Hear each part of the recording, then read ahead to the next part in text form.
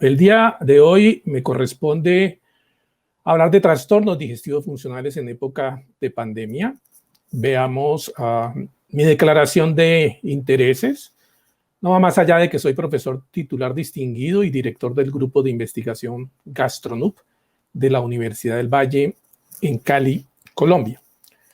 ¿De qué voy a hablarles? Voy a hacerles un breve repaso. Por la tarde, más tardecito tendremos de todas maneras un simposio de trastornos digestivos funcionales. Brevemente de los trastornos digestivos funcionales Roma 4, algo de la epidemiología de los estudios que hemos venido haciendo a nivel latinoamericano y cómo los criterios de Roma 4 involucran la fisiopatología o dentro de esta fisiopatología el modelo biopsicosocial, que básicamente es en el que me voy a basar para hablar en esta conferencia. Vamos a hablar desde el punto de vista biológico de algunos agentes infecciosos, bacterias, virus, parásitos, específicamente COVID, de algunos procesos psicológicos sociales que tienen que ver pues, con el actual confinamiento y con la presencia o no de otros eventos que puedan estarse suscitando. Hablemos de lo primero. ¿Cuáles son los actuales trastornos digestivos funcionales según los criterios de Roma 4? Para lactantes y preescolares, entre los 0 y los 4 años, está el cólico hasta los 4 meses de edad, la disquesia hasta los 9 meses de edad, la regurgitación hasta los 12 meses de edad, el vómito cíclico, rumiación, diarrea funcional y el estreñimiento funcional. Para el grupo de escolares y adolescentes, en 3 grandes grupos estos trastornos digestivos funcionales. El grupo de las náuseas y vómitos, en donde está el síndrome del vómito cíclico, las mismas náuseas funcionales, el mismo vómito funcional, criterios nuevos, el síndrome de rumiación y la aerofagia. Dentro del grupo de los trastornos digestivos funcionales asociados a dolor abdominal está la dispepsia funcional, con sus 2 subtipos, síndrome postprandial y dolor epigástrico, el síndrome de intestino irritable con sus 4 subtipos, el síndrome de intestino irritable asociado a diarrea, el asociado a estreñimiento, el mixto y el sin clasificar, la migraña abdominal y el dolor abdominal funcional no especificado de otra manera. Finalmente, el grupo de los desórdenes de la defecación, en donde está el estreñimiento funcional y la incontinencia fecal no retentiva. Esos son los criterios de Roma 4, esos son los trastornos digestivos funcionales. ¿Qué de la epidemiología a nivel latinoamericano con criterios de Roma 4? Esto que les voy a mostrar es del Finder of Finders, del Functional International Digestive Epidemiological Research Survey, un grupo de gastroenterólogos pediatras que nos hemos unido para mostrar algunos datos acerca de esos trastornos digestivos funcionales a nivel latinoamericano. En este caso vamos a hablar de los 0 a los 4 años. ¿Cuál es el comportamiento en estos diferentes países? Les voy a mostrar datos recientes de El Salvador, Ecuador, Colombia y Panamá con los criterios de Roma 4. Esa prevalencia de presentar al menos algún trastorno digestivo funcional depende de cada país. Desde un 15.9% en El Salvador hasta un 44% en Panamá. Siendo dentro de los principales trastornos digestivos funcionales la regurgitación como uno de los principales en el 9.3% en Panamá hasta un 1.6% en el Ecuador. Seguido dentro de esos trastornos digestivos funcionales, el cólico durante los 4 primeros meses, desde un 0% en El Salvador hasta un 4% en Panamá. Igualmente la presencia de la disquesia intestinal, desde un 0% hasta un 0.6%. Y finalmente, lo más frecuente, el estreñimiento en este grupo etario, desde un 11.8% en el Ecuador hasta un 26.7% en Panamá. Digamos entonces que los trastornos digestivos funcionales, según los criterios de Roma 4, en Latinoamérica están presentes. Háblese de países sur, centro o norteamericanos, de habla hispana e iberoamericana. Muy bien. Este mismo grupo Finder of Finders también reportan los trastornos digestivos funcionales o la epidemiología de los trastornos digestivos funcionales según los criterios de Roma 4. Estos son todos grupos escolares. Luego, en la medida que vamos viendo en la conferencia, vamos a ver cuáles en confinamiento y cuáles no en confinamiento. Países como Paraguay, Cuba, Colombia y Ecuador muestran sus prevalencias. Para que presenten al menos algún trastorno digestivo funcional en este grupo etario, entre el 18.6% de ellos en el Ecuador hasta un 32.5% en Paraguay, pasando por el estreñimiento funcional más o menos entre un 9.3% en el Ecuador hasta un 22.7% en Cuba. Como segundo trastorno digestivo funcional prevalente en Colombia, en el 3%, la dispepsia funcional, hasta un 6.8% de dispepsia funcional en Paraguay, ocupando un tercer lugar el dolor abdominal funcional entre un 0.7% en el Ecuador hasta un 3.4% en el Paraguay, y en el cuarto lugar el intestino irritable con sus diferentes características o subtipos desde un 0.3% en Cuba hasta un 3.4%. De nuevo el mensaje sigue siendo igual. Trastornos digestivos funcionales según Roma 4 en escolares y adolescentes en Latinoamérica están presentes. Y de llamar la atención que cerca de una tercera parte de estos escolares y adolescentes los pueden presentar. Lo otro que quería compartirles es cómo entonces dentro de los criterios de Roma 4 se hace una aproximación a ese modelo biopsicosocial. ¿Cuál es la razón para que duela el abdomen dentro de esa explicación que fisiopatológicamente pueda presentar o darse a través de los criterios de Roma 4 y que existen en el niño?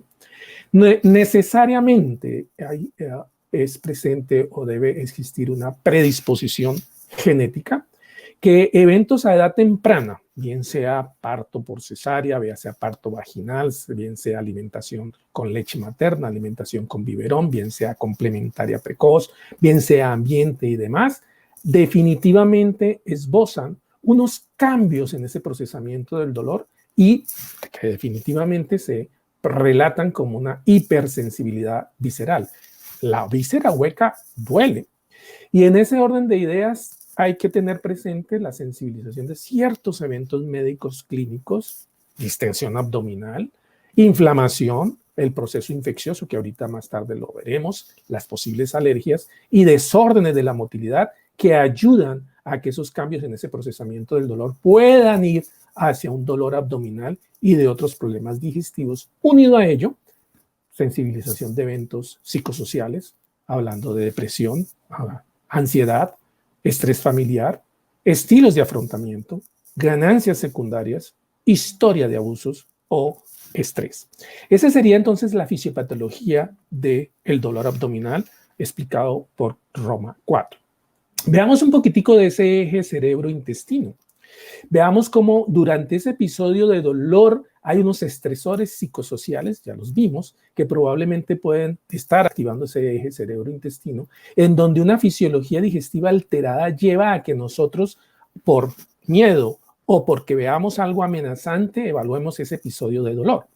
Y si ello se une a ciertos factores agresores, por así decirlo, de riesgo, genéticos o de género, sexos masculino, femenino, o de eventos tempranos que presenten en la vida, o versus unos factores que me protejan de la presencia de ese dolor abdominal, háblase de la cultura, del género, de soporte social, nosotros entonces podemos o evitar el dolor o confrontarlo y sobrellevar ese episodio de dolor. Y al final entonces tendremos un resultado. ¿Qué hacer entonces con ese dolor? Nosotros haremos una respuesta desadaptativa y entonces presentaremos un dolor crónico o discapacidad, o nos adaptamos al dolor y nuestro desarrollo va a ser normal y no tendremos problemas de discapacidad, y esto con resultados potenciales a largo plazo. Eso nos lleva entonces a pensar en el modelo biológico, psicológico, social dentro de ese eje cerebro-intestino. Veamos algunos apartes y veámoslo como probablemente desde un histórico podamos nosotros avanzar. Veamos ese modelo biopsicosocial desde lo biológico, y allí tienen que hacer parte los agentes infecciosos. Esto no es nuevo. Este trabajo de SAPS y colaboradores en el año 2008 busca de que mirar si ciertos episodios diarreicos secundarios a bacterias como Salmonella, Campylobacter y Shigella hacen que estos chicos a futuro puedan o no presentar trastornos digestivos funcionales. Evidentemente, en este primer trabajo del año 2008 de SAPS y colaboradores, se encuentra una posible asociación entre la presencia de cuadros diarreicos bacterianos y la presencia de desórdenes digestivos funcionales. Entonces, este es uno de los primeros trabajos en los que se demuestra que los agentes infecciosos probablemente tienen que hacer o hacen parte dentro de ese proceso biopsicosocial. Luego, SAPS y colaboradores en el año 2009, así como las bacterias, buscan si ciertos virus, específicamente cuadros diarreicos secundarios a rotavirus, también puedan estar o no asociadas a la presencia de trastornos digestivos funcionales. En este trabajo no se logra evidenciar una posible asociación entre los cuadros diarreicos virales y la presencia de trastornos digestivos funcionales. Sin embargo, Pensavene y colaboradores en el año 2015 buscan la posible asociación con un seguimiento a 1 y 3 meses de estos chicos que tenían episodios diarreicos bacterianos, salmonela, virales, adenovirus, norovirus y rotavirus, y parasitarios, Giardia lamblia, y miran en ese proceso si existe o no la presencia de dolor abdominal funcional. Lo siguen a 1, 3 y 6 meses. Y Pensavene y colaboradores encuentran esa asociación. Entonces tenemos, digámoslo así, un primer trabajo de trastornos digestivos funcionales y bacterias, que existe esa posibilidad, un segundo trabajo de procesos virales y trastornos digestivos funcionales en los cuales no se puede evidenciar ello, y un tercer trabajo en donde evidentemente sí existe la posibilidad que tanto virus como bacterias como parásitos. Y en ese orden de ideas habría que buscar si después de un tiempo, que lo estaremos viendo de qué manera, buscar la posibilidad de que el coronavirus pueda tener alguna influencia. Nosotros no fuimos ajenos a buscar dentro de ese modelo biopsicosocial esos posibles agentes infecciosos. Este es un trabajo nuestro en donde por intermedio de los criterios de Roma 3 se hace en el cuestionario QPGS4, que es el cuestionario para síntomas digestivos pediátricos según los criterios de Roma 3 para ese momento, y se buscaba la presencia o no de trastornos digestivos funcionales con ciertas variables. Y dentro de las preguntas que se le hacía al familiar o al paciente era el antecedente previo de dengue. En este trabajo, desde el punto de vista epidemiológico, se encontró casi hasta 2 veces más oportunidad de que con el antecedente de haber presentado dengue, que fue epidémico en la ciudad de Cali y Valle, Colombia, y que está todavía epidémico, digámoslo así, esté o no esté asociado a la presencia de trastornos digestivos funcionales. Vuelvo y repito, cuestionario QPGS3, posibilidad de dengue o no dengue y asociación o no de trastornos digestivos funcionales. Sí la encontramos. Ahora, ¿con cuáles trastornos digestivos funcionales fue esa prevalencia mayor o esa oportunidad mayor? En aerofagia, en síndrome de intestino irritable, en migraña abdominal. Recuerden que Roma 3 unía síndrome de dolor abdominal y dolor abdominal funcional. Hoy Roma 4 lo entiende como uno solo. Y en estreñimiento funcional. En esos trastornos digestivos funcionales nosotros encontramos el antecedente de dengue y la presencia de trastornos digestivos funcionales. Y si le unimos a otras variables que también preguntamos en su momento, la presencia de tener padres separados también fue otro posible factor de riesgo. Entonces, en este primer trabajo, desde el punto de vista del modelo biopsicosocial, esto es para decirles hacia dónde vamos, hacia dónde apuntamos, hacia dónde vamos a mirar el COVID en un momento determinado. Todos estos trabajos muy probablemente los estaremos replicando con criterios de Roma 4 y con presencia o ausencia de COVID. Siguiendo en esa misma línea, dijimos, bueno, hagamos un casos y controles parecido a lo que ya había relatado SAPS y Pensavene y miramos a ver en un casos y controles qué pasa con un dengue no grave sin signos de alarma y el seguimiento a 3, 6, 9 y 12 meses después, con un casos y controles, vuelvo y repito, de ver si existía o no esa posibilidad. Y nosotros desafortunadamente, o no sé si afortunadamente, no logramos evidenciar que a los 3, 6 9 o 12 meses de seguimiento luego de un episodio de dengue no complicado comparativamente con unos niños que no estaban expuestos a dengue y no tenían un estudio de caso y controles, no logramos identificar esa posible asociación. Habrá que esperar, habrá que mirar cuál será el comportamiento de esos trastornos digestivos funcionales en pandemia con o sin COVID. Para ello, ¿qué hemos venido haciendo? Este es otro trabajo del Finder o del Finders en 3.812 escolares y adolescentes de Cuba, Colombia y Ecuador, a los cuales se les entrega el QPGS-4 y se hace ese QPGS-4 en confinamiento. Esto fue más o menos en marzo, febrero, marzo, abril del año pasado. ¿Y qué vimos en todos esos 3.812 chicos al comparar QPGS-4 y preguntarles, evidenciar si estaban o no estaban en confinamiento?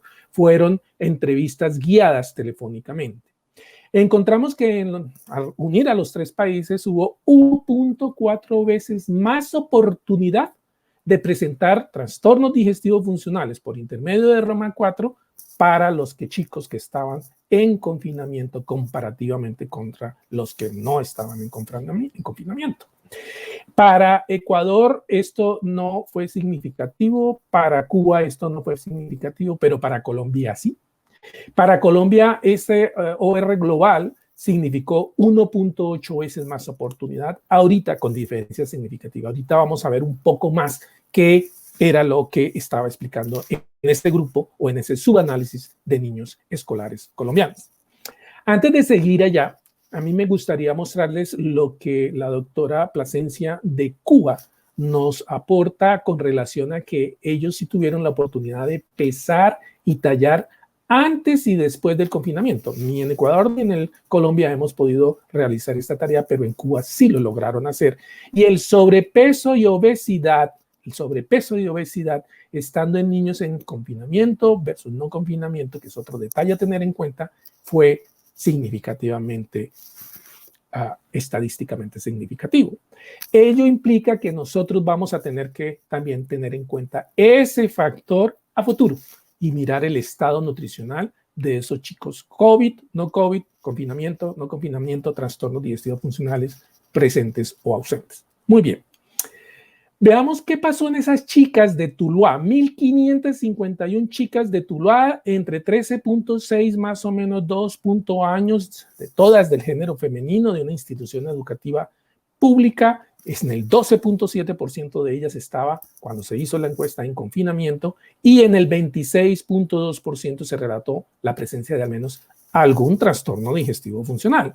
¿Cuál de ellos? El estreñimiento, en el 16%, seguido de dispepsia, vómito cíclico, aerofagia, vómito, dolor abdominal funcional, intestino irritable, rumiación, migraña abdominal y en menor frecuencia náuseas e incontinencia fecal repentina. Sigue siendo el estreñimiento una principal causa importante de trastornos digestivos funcionales según Roma 4. Veamos un poco más qué pasó en confinamiento. En rojo, cuando se hizo la entrevista en confinamiento, en verde, antes de que entramos en confinamiento. En general, hubo 1.8 veces oportunidad, ya lo habíamos comentado, de un 24.6% a un 36.8%. Se aumentó la prevalencia de presentar al menos algún trastorno digestivo funcional.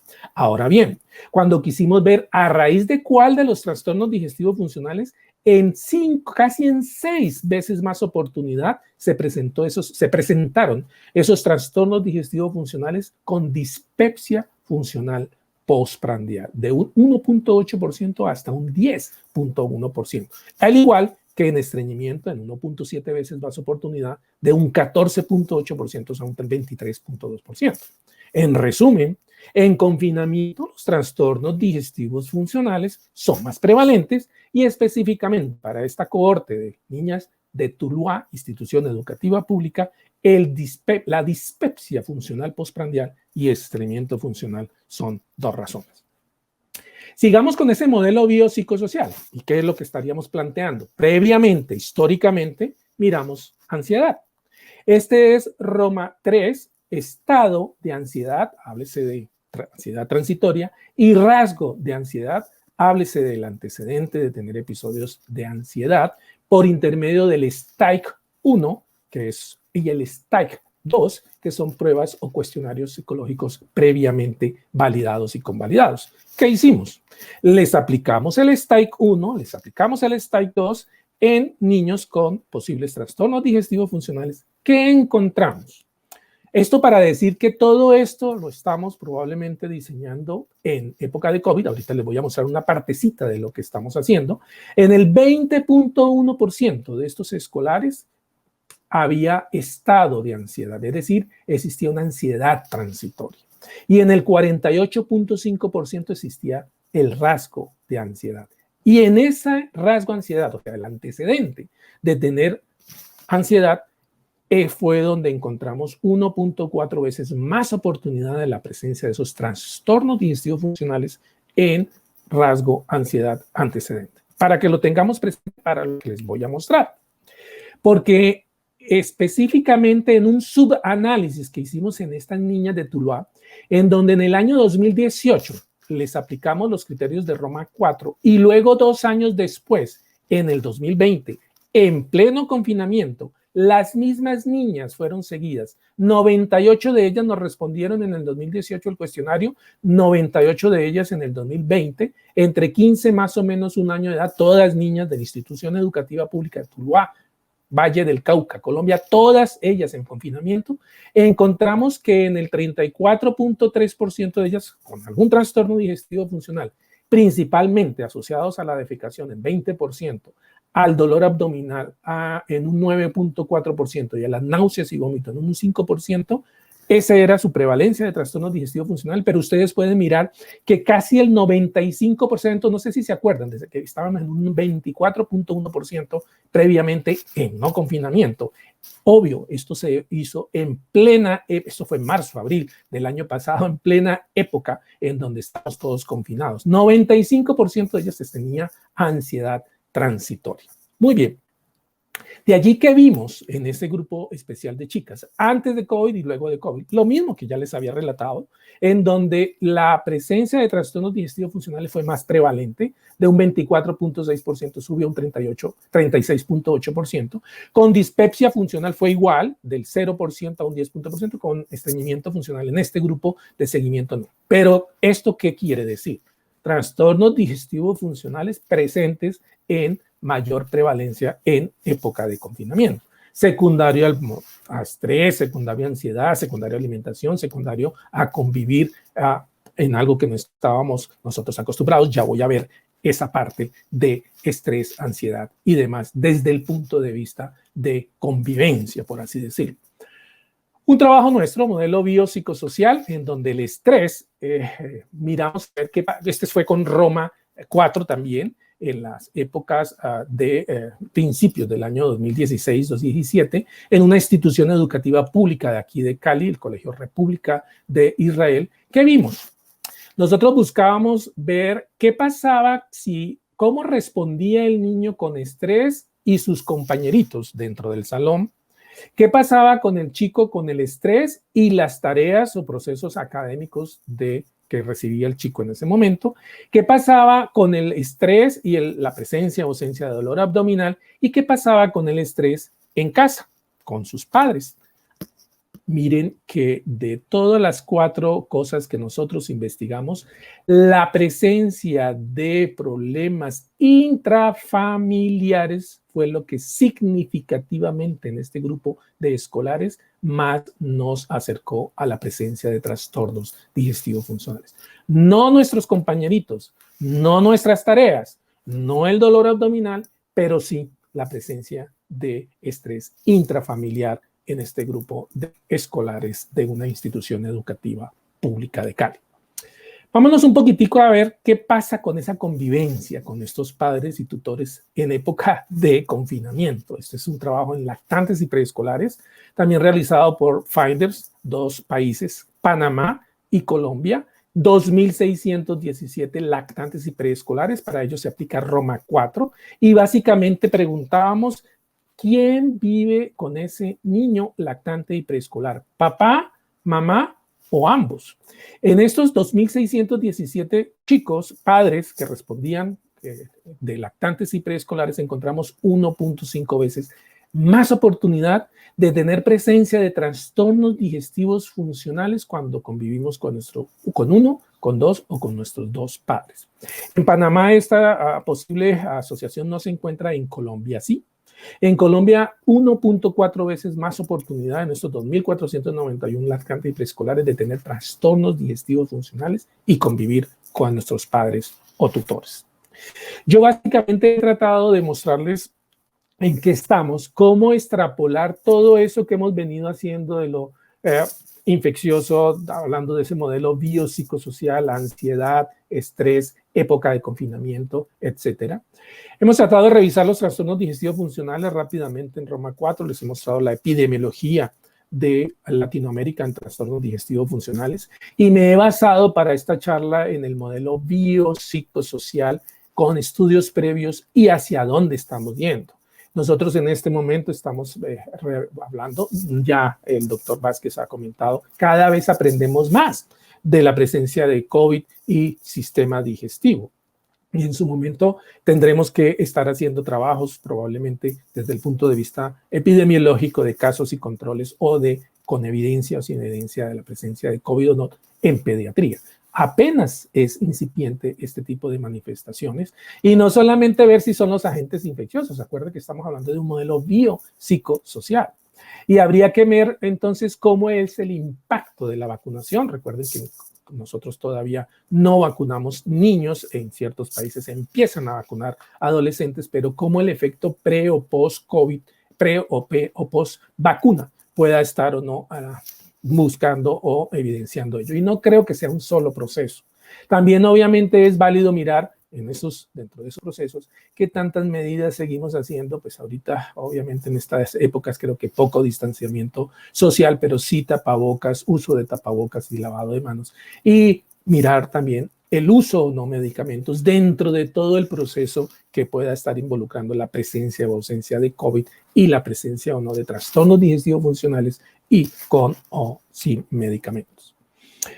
Esto para decirles obviamente que es necesario de mayores estudios para explicar la fisiopatología y patogénesis de los trastornos digestivos funcionales versus la presencia de COVID o no COVID dentro de un modelo biopsicosocial que no compromete solamente un área, sino que hay que verlo desde lo genético, desde lo nutricional, desde lo ambiental, desde lo cultural, económico e infeccioso, para plantearnos posibilidades de trabajos a nivel epidemiológico, en donde los procesos de búsqueda de angustia, estrés, depresiones y demás son válidos, en donde la presencia o no de síntomas digestivos achacados o no a coronavirus o a coinfecciones, he hablado de dengue y de virus de COVID en un momento determinado, en donde ese ausentismo escolar obligado y que ahorita por alternancia, que volvemos otra vez a no ir a colegios, que tanto también está significando para que nuestros chicos, a tenerlo como factores confusores, la comorbilidades en pacientes que tengan organicidad o no organicidad y trastornos digestivos funcionales. Ese funcionamiento físico que puede estar o no comprometido, al igual que ese funcionamiento social que pueda estar o no comprometido, y qué tanto impacto en nuestra calidad de vida de nuestros niños ha de tener. Con ello, para proveer pues cuidados de atención médica y así planear estrategias de salud pública local, regional, latino o internacional. No me puedo despedir sin antes darle los agradecimientos a los integrantes del Finder o Finder. Muchos de los trabajos que hemos mostrado son realizados por cada uno de ellos. Ricardo Chanis de Panamá, Milton Mejía de Nicaragua, Edgar Játiva y Alexandra Salvador del Ecuador, Claudia Ortiz y Mayra Sánchez de Colombia, Lidia Garcete de Paraguay, Roberto Sabla de El Salvador, la doctora Judith Plasencia de Cuba y de México, las doctores Junuen Rivera, Jorge Macía, Fátima Reynoso, Mariana Espriu, con el liderazgo del doctor Miguel Saps en Estados Unidos. E igualmente a los embajadores por Latinoamérica de la International Foundation for Functional Gastrointestinal Disorders, Juan Rivera de Perú, quien les habla, Carlos Velasco de Colombia, Francisca Jaime de Chile, Edgar Játiva de Ecuador y Mauro Batista Moraes de el Brasil. Muchísimas gracias. De nuevo, doctor Vera y colaboradores, muchas gracias por su invitación.